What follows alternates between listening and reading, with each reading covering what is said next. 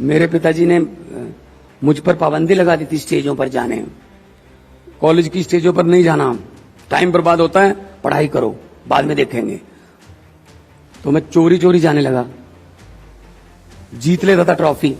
Trophy जीतने के बाद मुझे सबसे ज्यादा दिक्कत ये होती थी, इसको घर पे कैसे लेके जाऊंगा, क्योंकि पिताजी को पता चल जाएगा। और पंजाबी बच्चों की, खासतौर पे टीचर के बच्चों की पिटाई तो आम सी बात है, मतलब वो तो हमने अपनी किस्मत में मान रखा है कि होगी होगी। तो उसके बाद जब मैं I was in 12th grade at that time, 17.5 years की मेरी एज थी। 17.5 साल की उम्र में अचानक से मेरी सीडी आई और सुपर डुपर हिट हो गई। तो 6 महीने बाद नेक्स्ट आ गई, वो उससे भी हिट हो गई। तो फिर वही मेरे पिताजी स्वर्गीय महेंद्र सिंह जी वही अखबार को इंटरव्यू देने लगे। बच्चे में बहुत पोटेंशियल था, मैंने बहुत इनकरेज किया। मैंने कहा कब किया सर, मैंने कहा कब किया इनकरेज, पिटाई की है, सच बोल दो इसमें क्या है। तो उनको भी फिर ये लगने लगा ना कि मैं, मतलब यहां तक हो गया था। फेम का जो नशा है माता पिता को कैसे चढ़ जाता है कि मेरे पिताजी ने फोन किया मेरी छोटी बहन को, सगी बहन है मेरी छोटी, मनप्रीत, कि मनप्रीत मैं बोल रहा हूं फादर ऑफ भगवंत मान। उसने कहा जी मेरे नहीं हो तो उनको आदत पड़ गई थी ये बोलने की कि मैं फादर ऑफ भगवंत मान। तो मतलब पेरेंट्स को भी मैं अक्सर ये कहता हूं कि बच्चों के इंटरेस्ट की तरफ ध्यान दीजिए। शायद आपके 90% पेरेंट्स ये काम लाइक नहीं करते होंगे, क्या यार ये क्या बनाएगा तू, कोई और काम कर यार, ये क्या चलेगा, कब चलेगा, ये फ्यूचर में पता नहीं क्या होगा ये वो। वो जल्दी सक्सेसफुल देखना चाहते हैं बच्चों को। खैर इच्छा होनी भी चाहिए, लेकिन अगर बच्चे के इंटरेस्ट के मुताबिक काम हो रहा है तो वही बच्चा आपको प्राउड फील करवा सकता है। और कभी भी मेरे सामने बैठे हैं बहुत यंग लड़के लड़के, अपने पुराने फेलियर को दिल पे नहीं लगना, पुराने फेलियर को दिमाग में भी नहीं रखना है, दिल पे भी नहीं रखना है। नई बात करो कि आज मैं क्या हूं, पुराना क्या हो गया भूल जाओ। मैं अपना एग्जांपल देता हूं। अपने एग्जांपल से पहले मैं एक और एग्जांपल देता हूं। एक हाथी था, एक महावत था, उसके पास हाथी था, बहुत ताकतवर हाथी था, बहुत ही कमजोर रस्सी से बांधा हुआ था उसको, मतलब इजीली हाथ से भी टूट सकती थी वो रस्सी, लेकिन उसने हाथी के पांव में वो रस्सी डाल के उसको बांधा हुआ था। कोई बंदा आया उसका दोस्त, उसने कहा यार ये तू बहुत बड़ा रिस्क ले रहा है। कहता क्यों? कहता ये तो ये आधे सेकंड का काम है इस हाथी का इस रस्सी को तोड़ना, थोड़ा सा ऐसे किया इसने ये रस्सी टूट जाएगी, इसको चेन लगा दे, लोहे की चेन से बांध दे इसको। महावत ने कहा नहीं नहीं खतरे वाली कोई बात नहीं है। जब ये छोटा था ये हाथी, तब भी मैं इसको इसी रस्सी से बांधता था, तब इसने 2-3 बार ट्राई की इस रस्सी को तोड़ने की, लेकिन उस समय इसमें इतनी शक्ति नहीं थी कि वो इस रस्सी को तोड़ सकता। उसके बाद इसने ये बात अपने मन में बिठा ली कि ये रस्सी मेरे से टूटेगी नहीं। आज ये ट्राई ही नहीं कर रहा इस रस्सी को तोड़ने की, पुराने फेलियर को लेके बैठा है। तो इसीलिए मैं कहता हूं अगर आप कोई पुराना टेस्ट फेल हो गए या कोई स्टार्टअप किया बिल्कुल अच्छा नहीं रहा, तो पुराने फेलियर को लेके मत बैठो कि मेरी किस्मत ही ऐसी है, पता नहीं क्यों भगवान मेरे साथ ही ऐसा करता है। हो सकता है उसी भगवान ने वक्त के साथ आपको उस टेस्ट को दोबारा पास करने की काबिलियत दे दी हो। तो पुराना फेलियर बिल्कुल नहीं। मैं पहली इलेक्शन हार गया था 2012 में। 2012 में विधानसभा पंजाब की इलेक्शन हुई, नई पार्टी थी, मैं हार गया था। आम आदमी पार्टी उस समय बनी नहीं थी, आम आदमी पार्टी 13 में बनी है। तो मैंने कहा कोई बात नहीं, अगर आए हैं तो पब्लिक है, कई बार पब्लिक ये भी चेक करती है कि हरा के देखते हैं क्या यहीं खड़ा रहता है या जीतने आया है सिर्फ? तो मैं खड़ा रहा, लोगों के बीच जाता रहा। उसी इलाके से आज जो बोल रहे थे 2,12,000 से मतों के पंजाब में रिकॉर्ड मार्जिन से लोगों ने जिता के मुझे नेशनल असेंबली में भेजा, पार्लियामेंट में भेजा। तो परमात्मा जो करता है सही करता है। पहले मुझे ये था कि यार मैं तो हार गया, यार लोग इसका मतलब चेंज नहीं चाहते, कुछ मैं चेंज चाहता हूं, सिस्टम में चेंज करनी। तब बाद में जब मैं पार्लियामेंट में गया, वहां जाके बहुत फेमस हो गई मेरी स्पीचेस, तब मुझे लगा कि भगवान जो करता है अच्छा ही करता है। अगर जीत जाते 12 में तो शायद पंजाब में रह जाते, नेशनल असेंबली में नेशनल लेवल पे बोलने का मौका नहीं मिलना था। फिर 14 में जीते, फिर 19 में जीते। सो भगवान जो करता है अच्छा करता है, अपना काम करते रहो बस, विजन क्लियर होना चाहिए। शिव खेड़ा जी मिले, मैं उनकी किताबें पढ़ता हूं, यू कैन विन। मैं बहुत सी मोटिवेशनल किताबें पढ़ता हूं, स्पीचेस सुनता हूं, और मुझे अच्छा लगता है कि अब मैं इस पोजीशन पे हूं कि मैं आपको ये बता सकता हूं कि फेलियर और सक्सेस में क्या फर्क है। वो देखो ना, वो कहते हैं जी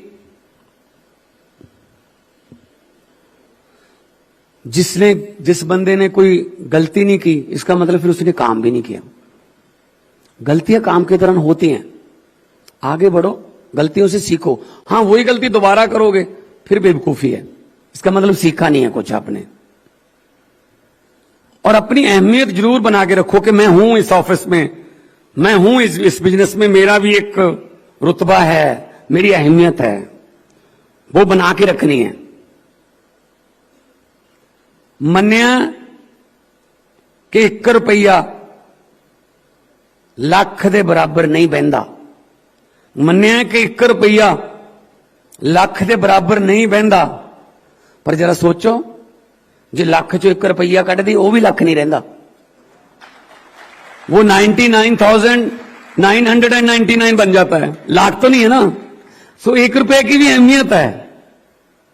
अहमियत अपनी ऑफिस में बना के रखनी है। एलन मस्क, आप जानते हो, दुनिया का सबसे अमीर बंदा, उसके ऑफिस में काम करती थी एक लेडी, वो रिजाइन लेके आई उसके पास। वो कहती मैं आपके ऑफिस में काम करती हूं, मैं रिजाइन देना चाहती हूं। उसने कहा ठीक है, कौन से ऑफिस में काम करते हो? हेड ऑफिस में काम करती हूं। अच्छा ठीक है, ये मैं बाद में एक्सेप्ट करूंगा, $1 लाख ले, पूरी दुनिया घूम ले 1 महीना, बाद में तेरे इस्तीफे पर बात करेंगे। उसने कहा ये तो बड़ी अच्छी बात हो गई, इस्तीफा भी दे दिया मैंने और $1 लाख मिल गया, वो भी फ्री में मिल गया दुनिया घूमने के लिए। वो वर्ल्ड टूर पे निकल गई, दुनिया घूम के 1 महीने बाद आई, कहती जी मैं आ गई, मेरे इस्तीफे के बारे में। अच्छा, कहता वो महीना पहले जो आई थी, ये तेरा इस्तीफा पड़ा है, एक्सेप्टेड।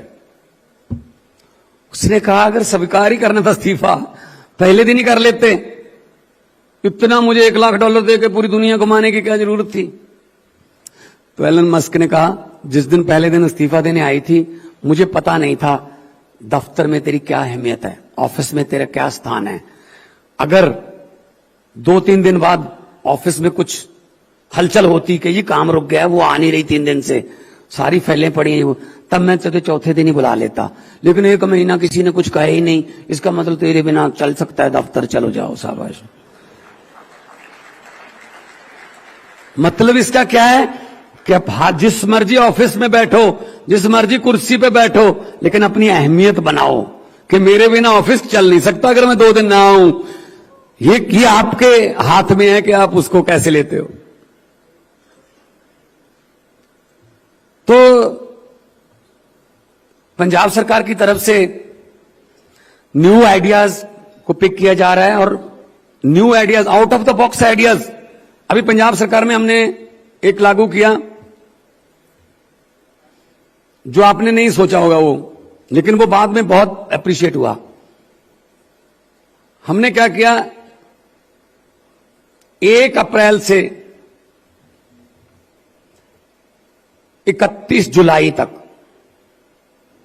ऑफिस के टाइम बदल दिए, क्योंकि सूर्य जल्दी आ जाता है अप्रैल में सुबह 7:30 से 2 कर दिया टाइम सरकारी ऑफिस का, नो लंच ब्रेक, 7:30 से 2। और 7:30 बजे जो अपने आदमी अपने काम पे जाना है, किसी ने दुकान खोलनी है, किसी ने दिहाड़ी पे जाना है, वो 8 बजे के आसपास अपना सरकारी काम में जो दफ्तर में फाइल वाइल देनी है करवा के अपने काम पे जा सकता है। उसके लिए उसको काम छोड़ने की जरूरत नहीं है कि 9 बजे 9:30 बजे दफ्तर खुलेगा, 11 बजे बाबूजी आएंगे, उसके बाद फिर काम होगा, पूरा दिन जाता उसका। नंबर 1 ये पब्लिक को सहूलत हुई। नंबर 2, उस समय धान की खेती होती है मई जून में, तो बिजली की बहुत जरूरत रहती है। पीक आवर्स होते हैं 1 बजे से लेके 4 बजे तक, क्योंकि खेतों को भी बिजली देनी है, घरों में भी बिजली देनी है, गर्मी होती है बहुत। तो अगर 7:30 से 2 हमने कर दिया तो 1:30 बजे से जो 2 बजे तक बीच में सारे एसी ऑफिसेज के, सारे ऑफिसेज के और जितनी भी इलेक्ट्रिसिटी यूज हो रही है, सारे बल्ब पंखे बंद हो गए। हमें 55 मेगावाट बिजली बच गई। 16 करोड़ रुपए सरकारी ऑफिसेज का बिजली का बिल कम हो गया, क्योंकि बंद हो जाते जल्दी। और 2 बजे ऑफिस में छुट्टी है, हमने उसको मैच कर दिया स्कूलों की छुट्टी से। 2 बजे स्कूल में छुट्टी, 2:30 बजे बच्चे भी घर पे, 2:30 बजे पेरेंट्स भी घर पे, ज्यादा टाइम अपनी फैमिली के साथ स्पेंड करोगे। और सबसे बड़ा फायदा हुआ जो हमने सोचा नहीं था, ट्रैफिक स्प्लिट हो गया, ट्रैफिक जाम बंद हो गए। क्यों?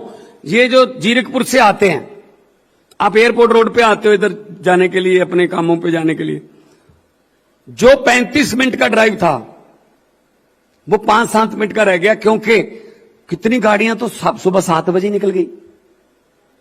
टाइम चेंज हो गया, पीक आवर का टाइम चेंज हो गया। 2 पीक आवर हो गए, 9 बजे वाला जो ऑफिस वाला और 7:30 बजे वाला हमारा सरकारी ऑफिस वाला। और ऐसे ही आते हुए हो गया, आधी गाड़ियां 2 बजे के बाद ही निकल गई, तो 5 बजे वाला रश कम हो गया। आपको जानकर खुशी और हैरानी होगी, गल्फ न्यूज ने ये न्यूज अपने हेडलाइन, टॉप हेडलाइंस में दी, और दिल्ली और कोलकाता में ममता बनर्जी जी मुझे बात हुई तो कह रहे ये मुझे बता दीजिए कैसे किया आपने। दिल्ली और कोलकाता में भी जे आने वाले दिनों में ये एक्सपेरिमेंट किया जा सकता है कि हम ऑफिस को 2-3 जोन में बांट लें। 8 बजे वाले स्कूल, 9 बजे वाले 8 बजे वाले ऑफिस, 9 बजे वाले ऑफिस और 10 बजे वाले ऑफिस।